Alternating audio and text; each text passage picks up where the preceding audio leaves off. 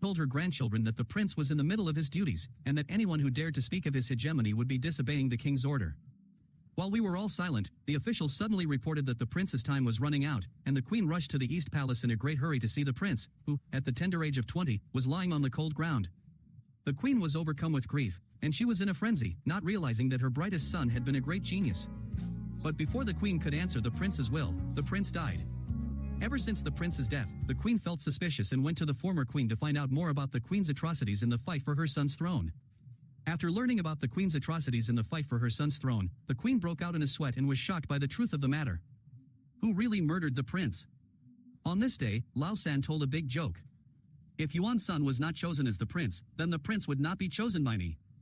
Let's just watch and see.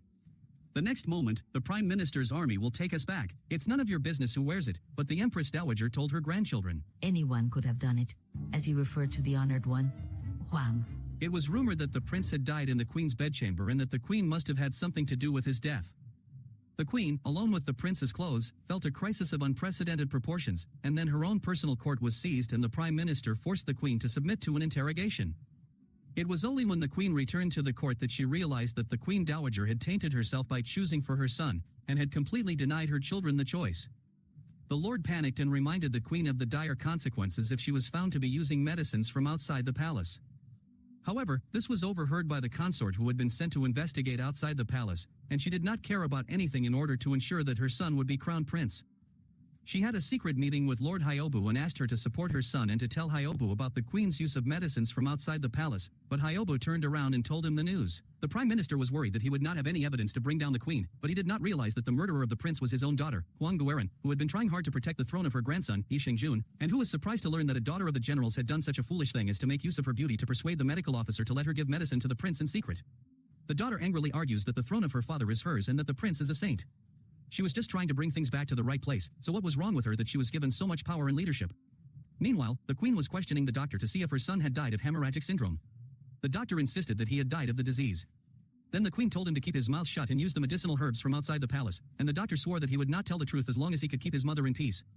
Since the death of the prince's elder brother, the queen began to train her remaining sons by immersing them in freezing water at 10 degrees below zero. Frozen to the bone, a shaking Lao San asked his mother what she was doing.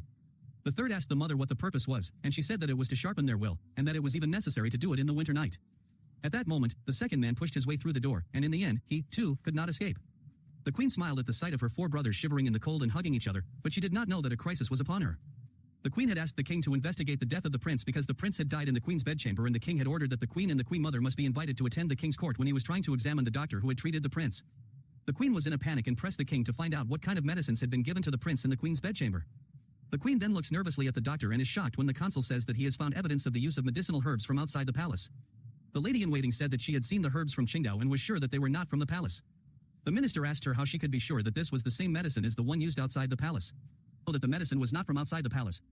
Even if the king's family couldn't see it. The lady-in-waiting said the yellow fingerprints on the herbs weren't from the palace. The minister asked if the external herbs caused the prince's death. The Queen's hospital couldn't guarantee their efficacy and mentioned possible side effects. The minister then insisted the herbs caused the prince's death. When the Queen objected, the minister asked the doctor about the herb's origin to identify the murderer. The Queen knew telling the truth would endanger her sons. She told the king the prime minister accused her of poisoning the prince, framing her. Suddenly, the Empress Dowager asked, "Do you think the prince was poisoned?" Even the king's family could not see it. This is not the first time I have done this, and all looked to the queen, and all looked to the minister, who had trapped the queen to cover up the fact that he had brought herbs from outside the palace. The queen was angry, and said, "How dare he frame the mother of a nation, and not be afraid of being stigmatized by the 9 clans?" Then the Empress Dowager went to the queen and said she had the audacity to speak of the past. The queen said she had experienced the death of her son and had nothing to fear. But the queen said, "Don't forget that you have other children." The queen could not have imagined that the queen would not even let go of her own grandson and warned the queen that the greatest mistake of my life was not to stop you from becoming the queen and gave her an ultimatum. If the queen does not resign tomorrow, she will tell the public at the trial that she has been keeping the queen under secret surveillance, and that the queen has poisoned the food with a silver needle. The prince's wife was shocked when she added a piece and tried it herself. She was sure it was not poisonous before she fed it to her grandson, but what she did not expect was that he had drawn a picture that gave her the creeps. However, Sun Zi said that this was a secret game between him and others. The queen's face changed drastically and she hastily took off Yuan Sun's trousers, only to find that his legs were covered with tiny needle holes. At that moment, the queen looked at the hand that she had just fed him with, only to find that the spoon turned black in no time, so she hurriedly took the blame on him. However, the queen never imagined that it was all because of Sun Zi's nanny. She was so furious that she pierced the nanny's eyes with needles, and she was so angry that she couldn't help but cut her up into little pieces. She asked her why she had poisoned her grandson and who had ordered her to do it, but the servant girl told her that she was also forced to do it, or else the whole family would be in danger, and then she bit her tongue to kill herself. The queen was so angry that her only clue to her hatred was gone, but unfortunately her own bedchamber followed. But the queen said that she had come to see if Dr. Kwon was sober and he was burnt. It was only then that the queen realized that the culprit was right beside her, and when she was caught off guard, something happened to the prince's wife. Seeing that her children had been poisoned, she could not find the culprits or even evidence, so she took them out of the palace, naively believing that this would ensure their safety. The queen did not want her to go out of the palace, but she forced her to die. The queen looked at the weak consort, disappointed, and told her that she was not afraid of death, so why don't you have the courage to protect your children? Meanwhile, the queen mother is forcing the king to choose a new prince and proposes to abolish the queen because of her use of extrauterine remedies, which caused the prince to fall ill and die. The king did not believe that the queen would harm his own son and refused to accept the queen's proposal, which made the queen furious, thinking that you would beg me to remove all obstacles for you to become the king. If you don't, you are only going to abolish the queen. At the same time, the king was approached by the second grand prince, who did not want his mother to take the blame for him, so he admitted full responsibility for the extracurricular medicinal herbs. The king feared for his life, but he said that he would be able to find witnesses to prove that the cause of the death of his elder brother was not the extracurricular medicinal herbs. When he reached the store where the medicine had been prescribed, he found it empty. He made his way there to ask around, not realizing that the doctor was right behind him. Apparently, the doctor did not want to help him, but he turned around and left. Meanwhile, the queen was also trying to find the evidence that the Dowager Empress had framed the Prince of Thailand, so she went to the prison to look for the doctor, but she was stopped by the guards when she arrived at the door. When she took off her shawl and showed her face, the guards dared to let her go, but then the leader came out from the mirror bush. She taunted the queen that she had come to see Dr. Kwon in such a hurry to conspire with her, but the queen said that she had come to see if Dr. Kwon was sober and that she was going to see if he was sober. The queen arrived to check if Dr. Kwon was awake and had not been forced into a confession. Inside, Hwang Won advised the medical officer to wait. The following day, the queen accused the actual murderer of the prince, consort. It was her use of medicinal herbs from outside the palace that led to the death of the prince. When this statement was made, the people made a circle, and Your Majesty was taken by surprise. Even the passers-by remarked that the queen had been cursed at the critical moment, not realizing that it was the queen's deliberate plan to assassinate the prince's consort as soon as she left the palace. The prime minister was furious that they had disappeared, not knowing that the queen had moved them to a farmhouse and that the prince's consort had deliberately staged the show. But not knowing the truth, the prime minister, when he saw his nephew angry and calling out to his uncle, and when he saw his little hands covered with scars, he promised his nephew that he would take him back to the palace. So he went to his mother and asked her why he was so cruel, and if it was only for the sake of his own throne. As he turned to leave, his mother called out to him, "Will you take your brother's place?" Unexpectedly, Lao-er agreed, and looking at his relics, she swore to herself that she would gamble everything she had to become a prince, just to protect her mother and her nephews. All this was the queen's intention. She went so far as to propose to the king that he should choose a prince by the choice of the wise, for the people wanted a king who would not fear his ministers. The king reminded the queen that if the throne might be held by another prince instead of the firstborn. But the queen was not worried. She hoped that the selection of a worthy son would be based on merit and that the king would uphold justice. The prime minister smiled when he was told that everyone could participate in the prince selection contest, but then the king suggested that the choice should be made by himself, which surprised the prime minister, as they had always been the ones who had conducted the tests in the past. If the king did not fulfill his promise to the queen, then the king should choose someone who was wise, not someone who was popular with his ministers. The queen informed all the concubines that this time the prince would be chosen in the same way as in the past, and they all said that this was not good. Your Majesty asked when the process would begin, and the queen said that it had already begun and that the subjects would be hooded and taken to a secret place to begin their magical training. A contest for the crown prince is about to begin, and the princes all run wildly as if they had the wind in their veins, and must reach the finish line within the time limit to advance to the next round. 60 seconds. The queen was in the palace at that time, and she got 5 shots to advance to the third round. Apparently, some people had already been eliminated in the second round. At that time, Lao-er took up his bow and arrow and remembered what his elder brother had taught him before he was born. As a result, he succeeded in hitting every shot and advancing to the third round. Then they all took off their royalty status and went out to the palace to practice for 4 days. But the queen's third son was a bit surprised when he came to tell his fortune to see if he was a prince. He also told Versailles that he didn't want to be the crown prince, but he was annoyed that he couldn't disobey his mother's wishes. The gentleman glanced at him and was speechless. Then he told him that he didn't see the prince's face, but he did see the peach blossoms. As soon as he left the house, he met his true destiny, who would have guessed that she was looking for his second brother, Cheng Sang-gun.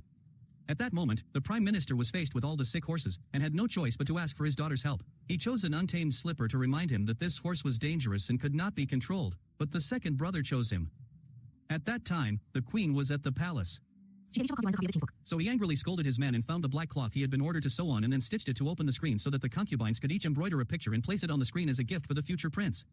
But Hwang Guiring did not want to do this, for he had already set up an ambush on the Queen's second son to prevent him from being promoted to the position of prince, but the Prime Minister's army escaped. It turned out that it was a Jinui who had been secretly protecting the prince. He gave the king the arrows, saying that they were made by bandits. The king was very shocked, but the Queen thought there was more to it than meets the eye. She wants the king to look into the matter, but the king wants to wait until the end of the tournament to do so, which puzzles the Queen. If this goes on, the next races will be even more dangerous. But the king feared that his ministers might think she was cheating or even protesting.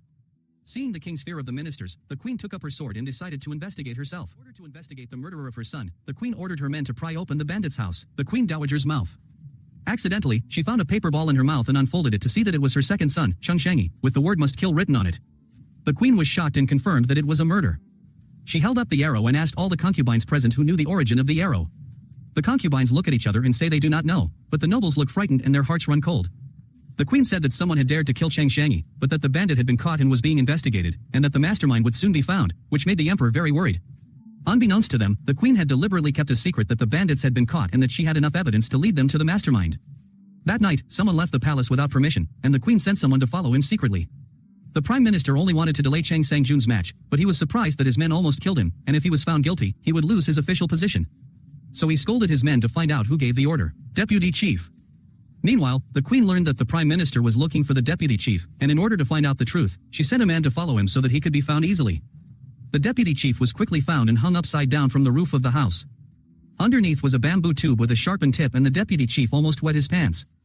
The Queen asked him who the mastermind was, but the Deputy Chief was still a stiff upper lip, so the Queen instructed her men to show him the colors of the bamboo tube.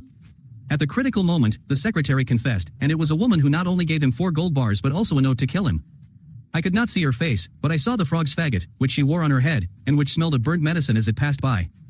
At this moment the Queen's eyes looked as wide as those of her age, and she could not believe that it was the Queen's sister, who then approached the Queen, and respectfully presented her with a great gift, the first time in her history that she ever made an apology for her usual filial piety. But what did she do? The Queen Dowager's face turned green when she saw the gift. This is the poisonous herb, Tenglansing. The Queen immediately changed her face. If the old woman dares to harm the troops again, she will boil it down and make medicine for you to drink. How dare you say such things to me? How could you even think of saying that? You ordered the assassination of the army through a handmaiden who smelled of herbs, did you not, and warned the Empress Dowager that if she did so she would reveal all the paradoxes you had committed against your grandson. But the Empress did not seem to repent in the least. As the 2 emperors fought for the crown prince's position, whoever recruited Park Kyung-soon, the wise man of the former dynasty, to join the court would be able to pass the imperial examination. However, Lord Park had retired from the court for many years and had no interest in the court's affairs, not to mention the fact that he was still blind, and I can prove to you that not. The great, so he told him to go ahead. I thought the Prime Minister's army would stop, but in the next moment he jumped straight to the cliff, and the blind man immediately ran to find out what he was up to. Friends and relatives, who are you? The blind man was so angry that he grinned and grunted and left, thinking that the king of the kingdom of Paya would save him, but in the end, the blind man was dumbfounded. The blind man was so angry that he grinned and grunted and left, thinking that he would be left alone to struggle. In the evening, when the Prime Minister finally returns to his quarters, Lord Pa tells him that it would be better for me if I did not save you, not to mention the fact that it was your choice to jump off the roof of your mouth. The Prime Minister did not realize that he would not save you from death, and that he would wish to get something for nothing, but he proved that the great man was not at all pleased with him, and while the Prime Minister was reading, the princess had to turn off the light and go to sleep, so that the Prime Minister kicked open the door of his room and read by moonlight, and it turned out that the 2 of them were not able to get along. The next morning, the great man told him that he would leave after finishing all the fish, and that the girl who had been searching for the Prime Minister was, coincidentally, catching the fish. The mother-in-law reminded her that the man looked just like the one in your drawing, and when she saw it, she ran to the Prime Minister and hugged him, much to his horror. Why didn't you come that day? I've been waiting for you for a long time. Even though she's pretty, the Prime Minister wisely pushed her away. Who are you, girl? She saw it. At the pharmacy, I lent you a precious knife as collateral. My name is In Xinghua. What is your name? In the face of the girl's aggressiveness, the little flame of love in the heart of the Prime Minister's army finally ignites. The next day, the Prime Minister is on his way to the market to sell white clams with Mr. Park when he meets the girl again, thinking she's been trailing him, but she says she's just here to hang out, drop off, put on her shawl, and leave. By this time, the Prime Minister is expected to have forgotten that she came here to sell the white clams for the man, but the market is not going well and the sellers are all holding back their prices, yet the man tells the followers to wait until the last minute. But the great man told his attendants that he must wait until the last minute to sell, and he went to lunch first, and very soon after that, the attendants told them that they had sold him for 3 times the price, and the Paekhyeon was bewildered and could not believe that the great man was testing them on this crisis. And in the end, the Paekhyeon said, "I'm sure you'll be able to sell them for 3 times the price." Kwon was bewildered and could not believe that the great man was testing them on this crisis. And in the end, the Paekhyeon said, "I'm sure you'll be able to sell them for 3 times the price." For 3 times the price.